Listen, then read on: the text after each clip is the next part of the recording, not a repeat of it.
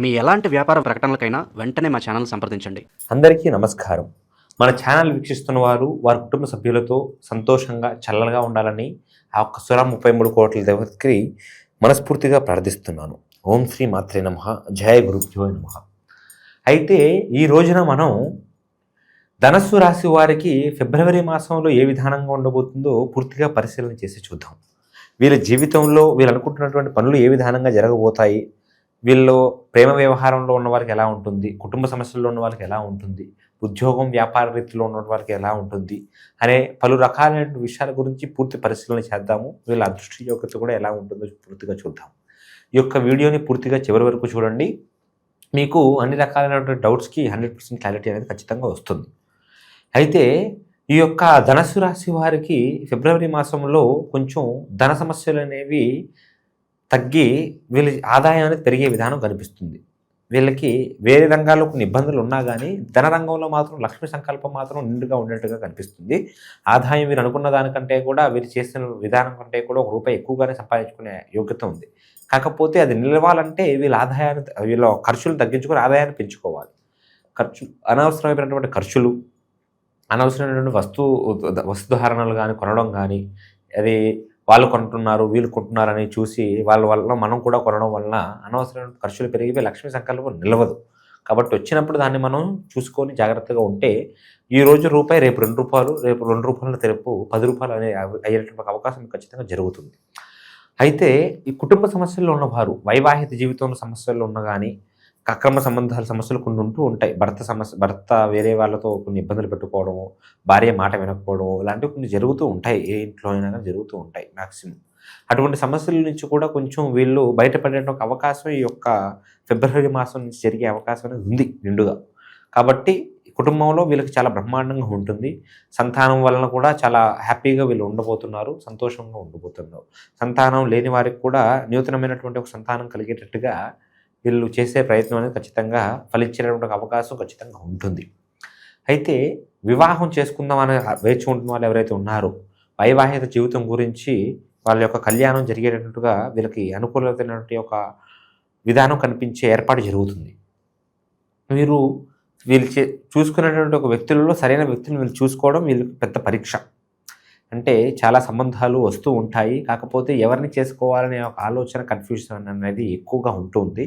కాబట్టి చూసుకొని ఆలోచించుకొని ఆచితూచి పెద్దవాళ్ళ యొక్క సలహా కూడా తీసుకొని మీరు ముందుకు వెళ్ళినట్టుగా అయితే మీకు అన్ని రకాలుగా కూడా బాగుంటుంది.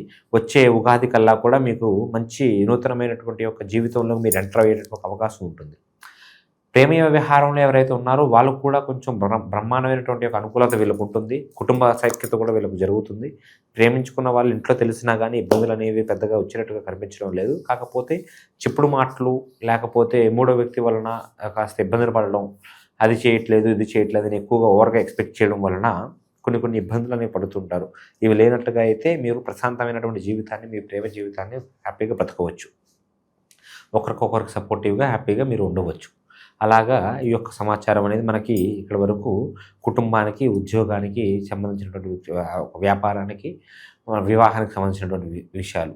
అయితే విదేశీ ప్రయాణాలు చేద్దాం అనుకుంటారు కొంతమంది.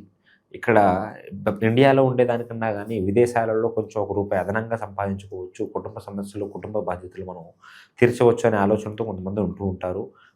విద్యార్థులు కూడా కొంతమంది విదేశీ ప్రయాణాలు చేద్దాం అనుకుంటూ ఉంటారు. వాళ్ళకి ఒక మాసం అనుకూలంగా ఉండే ప్రయత్నం లేదు.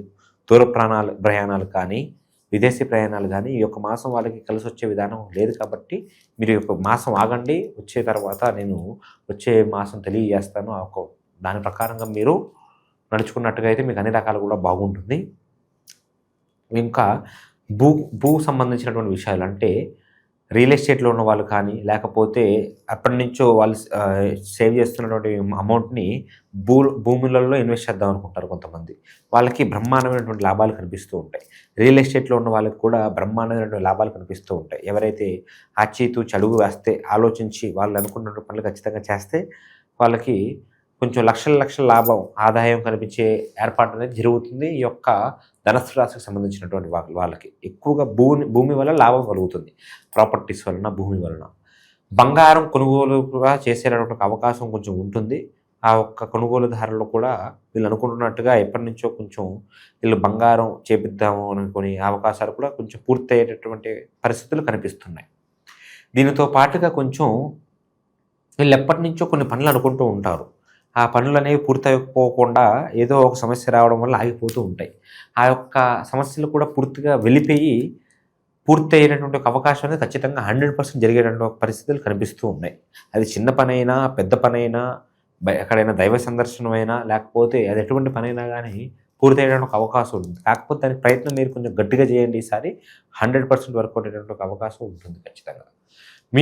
మీకు కలిసి వచ్చినటువంటి యొక్క దేవత వచ్చేసరికి శ్రీ కనకదుర్గమ్మ తల్లి. మీరు శ్రీ కనకదుర్గమ్మ తల్లిని దర్శించుకున్నట్టుగా అయితే మీరు ఒకవేళ ఒక మనసులో ఒక కోరికను కోరుకోండి.